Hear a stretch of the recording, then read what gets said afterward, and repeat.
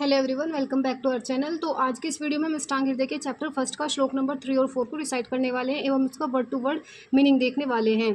तो चलिए वीडियो को स्टार्ट करते हैं। ब्रह्मा स्मृत्वा आयुषो वेदम प्रजापति मज्जिग्रहत तो अश्वनो तो सहस्राक्षम सो आत्रिपुत्र आदि का मुनीन ते अग्निवेश आदि कांस्ते तो पृथक तंत्राणी तेरीने। तो अगर मैं इसकी मीनिंग की बात करती हूँ तो ब्रह्मा स्मृत्वा आयुषो यानी कि ब्रह्मा, जो भगवान ब्रह्मा थे, उन्होंने स्मरण किया आयुषो यानी कि जीवन के, वेदम यानी कि वेद का। ब्रह्मा ने स्मरण किया जीवन के वेद का। प्रजापति मजिग्रहत, प्रजापति का मतलब है यानी कि जैसे कि जो हमारे ब्रह्मा थे, उन्होंने प्रजापति दक्ष को अपना ज्ञान दिया था। ठीक है, तो ये कह रहा है प्रजापति मजिग्रहत। प्रजापति का मतलब होगा कि दक्ष प्रजापति को अजिग्रहत यानी कि ग्रहण किया, यानी कि ब्रह्मा से प्रजापति दक्ष ने इसको ग्रहण किया।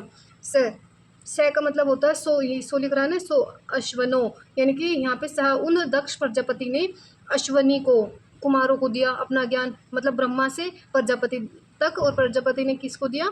अश्वनी कुमारों को। तो सहस्राक्षम, तो का मतलब होता है उन्होंने, सहस्राक्षम यानी कि सहस्राक्षम यहाँ किसके लिए लिया गया है? इंद्र के लिए। ठीक है, सो आत्रेपुत्र आदि कामुनीन। स का मतलब यहाँ पे क्या है?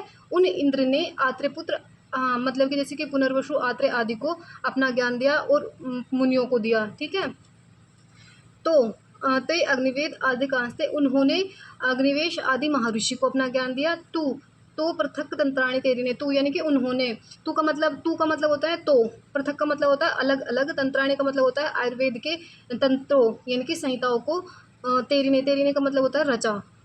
मतलब कि यहाँ ये कहना चाह रहा है, अगर मैं इसको पूरे के पूरे को कंक्लूड करती हूँ तो ये कहना चाह रहा है कि सर्वप्रथम ब्रह्मा ने आयुर्वेद का स्मरण करके दक्ष प्रजापति को उपदेश दिया। तत्पश्चात दक्ष प्रजापति ने अश्वनी कुमारों ने इंद्र ने आत्रेय, पुनर्वसु आदि मुनियों को, और उन मुनियों ने अग्निवेश आदि अपने शिष्यों को क्रम से आयुर्वेद का उपदेश दिया। अग्निवेश आदि महर्षि ने कालांतर में अलग अलग आयुर्वेद तंत्रों की रचना की। तो इस श्लोक का मतलब था ये कि कैसे हमारे आयुर्वेद का अवतरण हुआ। तो अब श्लोक नंबर 4 पे चलते हैं। तो श्लोक नंबर 4 है अष्टांग हृदय का स्वरूप। ठीक है, कि अष्टांग हृदय कैसा है। ते भयो अति विपकर्णेभ्यः प्राय सार उच्चतः क्रियते अष्टांग हृदयम न अति संक्षेप न अति विस्तरम।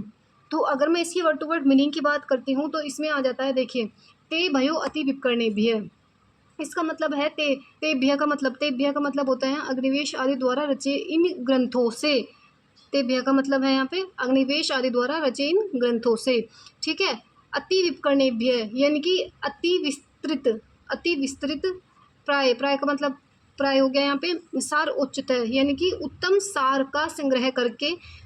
क्रियते अष्टांग हृदयम यानी कि अष्टांग हृदय नामक ग्रंथ ना अति संक्षेप ना अति विस्तरम, ना तो अति संक्षिप्त है एवं ना ही वो अति विस्तार में है। तो क्रियते का मतलब यहाँ पे था कि रचा जा रहा है, तो रचा गया अष्टांग हृदयम, ना तो अति संक्षेप है ना अति विस्तरम है।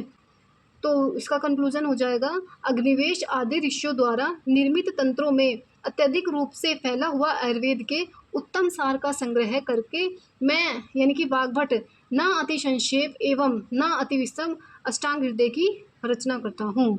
तो इस श्लोक का ये मीनिंग है। मिलते हैं नेक्स्ट वीडियो में अगले 2 श्लोक के साथ।